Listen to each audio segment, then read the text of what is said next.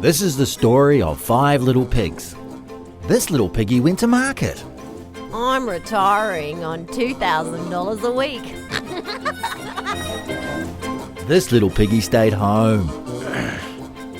These little piggies had roast beef. And this little piggy, that's you, gets bugger all. Yes, and all these little piggies go wee, wee, wee, wee, all the way home. Spoken by TerrySaltnes for onthepigsback.com.au.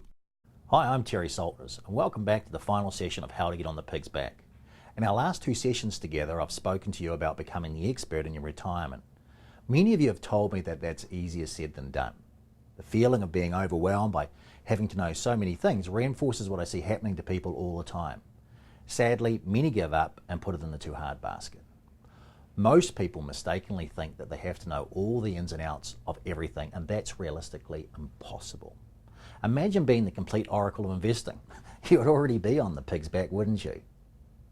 To start with, how much money will you need to bridge the gap between your pension and your super and maintain your current lifestyle? Government calculated together and work that out.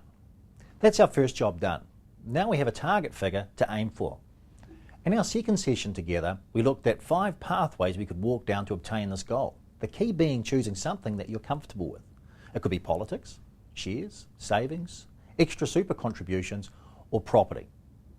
Property makes me comfortable, so that's the investment I will use as an example. Remember, nothing's for free. Everyone gets paid by someone. So if you're not paying them, then somebody else is. Today's session's about gathering the resources that you'll need to help put your plan into place. We already know that our retirement shortfall is. We also have an idea on what investment tools we are comfortable to use. So let's get started. When I was a boy of 13, my father gave me a hammer, a saw, a level, and nails to help him build the front fence to our home. It became evident almost immediately that my enthusiasm outweighed my ability. And as keen as I was to commence building, I didn't have the skills required, regardless of the quality of tools I've been provided with to do the job. My father is an exceptional man with patience to burn, and he recognised that I was out of my depth. He asked me a few simple questions to fit my skill set. Terry, he said, how long will the fence need to be? What depth will the sandy ground should each post be to support the weight of palings and not fall down in bad weather? This sort of task of working things out I've always enjoyed, so out came a piece of paper and away I went. We built a fence together that still stands today. Even now when I go to help out and pick up tools, a standing joke from friends and family members is to say, Terry, step away from the tools. The point is, let those who know how to and have the skill set to do so, do the job.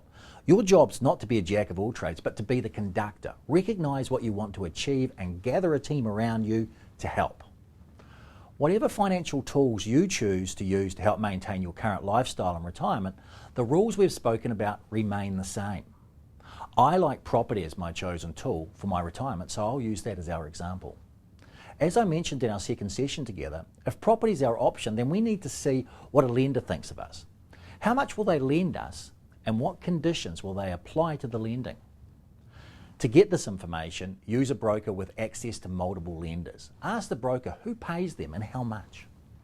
Once you have this information and you know how much you can comfortably borrow, your next step is to sit down with a property strategist. That strategist is usually an experienced property investor. Their job is to do the property math on types of property and returns to you that you require to meet or go forward to meeting your retirement shortfall. Pay them directly for the work they do. The next on your team is an insurance specialist to minimise the risk. You know your affordability, the type of property to use, including what risks to minimise so you can go and start looking. In your case, as the conductor, you'll get input from qualified professionals in their field and you'll know how they'll get paid. And from this, you can assess what advice you can use or ignore. In summary, you pick the investment vehicle that you are most comfortable with.